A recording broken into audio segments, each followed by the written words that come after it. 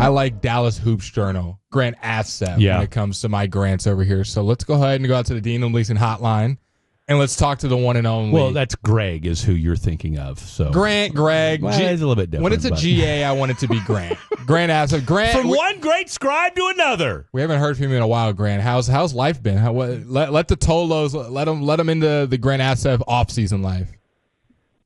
Well, it's definitely been different than last year. I was covering basketball between Dallas and Boston for a little thing called the NBA Finals. So it's a little different this time, but definitely been fun covering, the Dallas Wings with Paige Beckers, throughout the NBA offseason. Of course, she's electric. Well, the big story, we'll just get right into it. We see Brian Windhorst coming out with a report today and some other Dallas media members kind of backing up his report that there is mutual interest between Jason Kidd and the New York Knicks in their head coaching vacancy. I guess, how much do you buy into this, and how much of a problem or not problem is this report? Yeah, I think for the Mavericks, I personally haven't spoken to Jason Kidd, so I'm not necessarily sure all the nuances of the situation. But for the Mavericks' perspective, with him being under contract, they control quite a bit of how the situation can unfold. Where if he wants to interview for the Knicks, they have to give permission, and if he wants to go to the Knicks, ultimately, then the Mavericks would have to facilitate a trade and get compensated for it. But I think overall it's probably not a positive by any means that a rumor is lingering about a head coaching situation where a team like New York wants their head coach, and this situation is kind of festered, especially since Cooper Flagg is coming up on a visit, in a little over a week as well. So you would want to have kind of organizational clarity and just alignment from top to bottom instead of rumors about your head coaching situation. No, you're certainly not wrong about that. And the fact that he hasn't come out and shut them down. Now, not like, Jason Kidd is the most verbose guy around as far as just how he's a verbose guy, doesn't say it with his chest necessarily, but we love to hear what he has to say. God forbid this does happen. What would that tell you? Is it more about the fact that he, the connection he has with Leon Rose, or does it say is it an indictment on the relationship between him and Nico? Well, I think for the most part, if you look at the Knicks, it's a very attractive situation right now. Obviously, they're coming off Eastern Conference Finals, but I think he has a lot of relationships with that organization as well. Already coaching, Jalen Brunson, who's in a very great position in his career, who's younger than the stars in Dallas, if you exclude Cooper Flagg, the ones I'm referring to, Kyrie Irving and Anthony Davis. And also, they have a very strong medical staff, with Casey Smith up there as well, which – it's a big deal these days. Yeah, it is.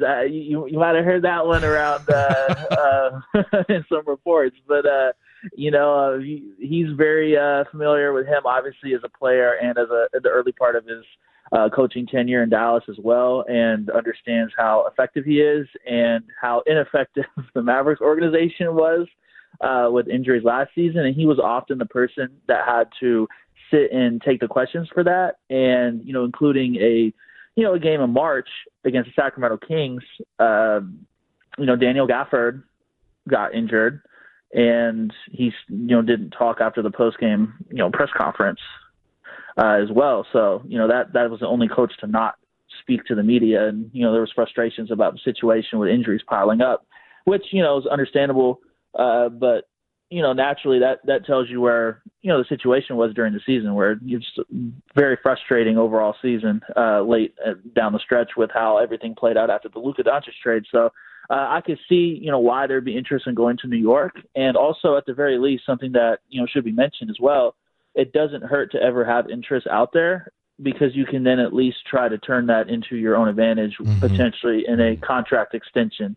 Because it never hurts to be wanted, and then to have, active suitors and take that to your advantage at some point. I'm sure there's no clarity on this, Grant, but if you kind of had to estimate, when do you think all this will either die down or kind of get itself figured out? Do you see this being drawing out for a couple weeks around the time of the finals? Because we've been hearing these rumors now for a couple days, and it feels like usually these rumors either get shut down or something happens.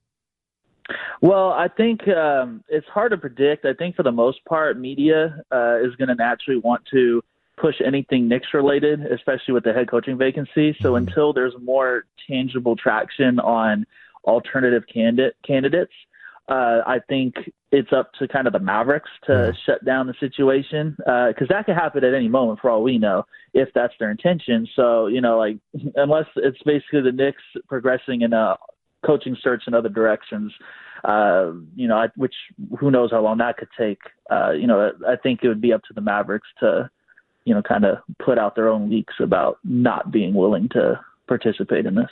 And then last one on the Jason Kidd from my front.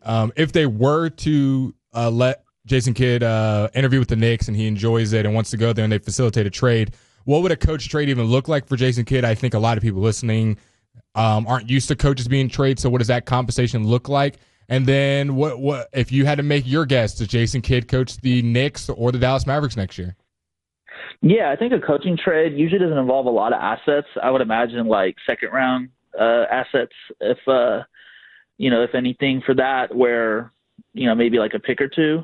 And, Jason Kidd actually was part of one of the few coaching trades in NBA history earlier in his career as well, too. So that's another element to kind of take into consideration there. But I think right now it's really hard to predict, but I just think with him still having time on his contract, it's just hard to think that the Mavericks would want to move on from him with all of the communication and an alignment that they've portrayed with Nico and Jason, and then also have to turn around and find their own head coach right before the draft, free agency, and all this stuff as well too. Like I don't think teams want to sign up for head coaching searches willingly unless it's like a situation they absolutely have to move in that direction for. Grant Afseth is joining us here talking all things Dallas Mavericks. And, of course, especially when he goes on a media blitz last week. I mean, seriously, he was on, All City Dallas. He was on in studio with KNC here. So, look, and talking about what the offseason is going to look like and talking about, that kid from Duke. So, yeah, it would be kind of a strange dynamic. Now, granted, I don't think any of us expected Tibbs to get fired, but still, it is kind of a weird dynamic if he were to decide to go elsewhere. That being said, who are you hearing as far as who might be the point guard in waiting while we all wait for Kyrie to get healthy next year? Yeah, there hasn't been anything like super tangible or anything of that nature, just kind of speculation about options that are out there. I think the Utah Jazz have a couple, veteran guards that they're not necessarily married to at this point, like Colin Sexton. I was going to say, Jordan Colin Clarkson. Sexton I like. Yeah, I think that's an option that's definitely out there for, a trade suitor. But then again, for the Mavericks, it gets into a tough situation for them right now because they would have to be willing to send out enough salary and then compensate, Utah not only for the talent they're acquiring, but also for taking on, whatever contracts that may not be necessarily what they're wanting to take on, because you can hit filler without moving like a Daniel Gaffford or PJ Washington, most likely if you're packaging like a Caleb Martin and Dwight Powell. But if you're Utah, it's not really like a trade you're doing unless you're getting draft capital, and they don't really have much for draft capital, and you don't want to invest too much into what could be a mostly temporary problem. So that's where it gets complicated with the trade route. You don't want to invest too much into someone filling in for Kyrie unless it's someone who can not only fill in for Kyrie, but also be a strong fit with him once he's back. I want to squeeze one more in there for you, Grant. When it comes to Daniel Gaffford and PJ Washington, the report came out today that the Mavericks would like to not get rid of both of them, would like to keep them on the team. How feasible do you see that? Because I would feel like in maybe a capacity, one of these guys coming off the bench, depending on how you feel about Lively, playing a big lineup with Clay on the bench, all those different ideas. Do you think it's likely they're both on the Mavs next year?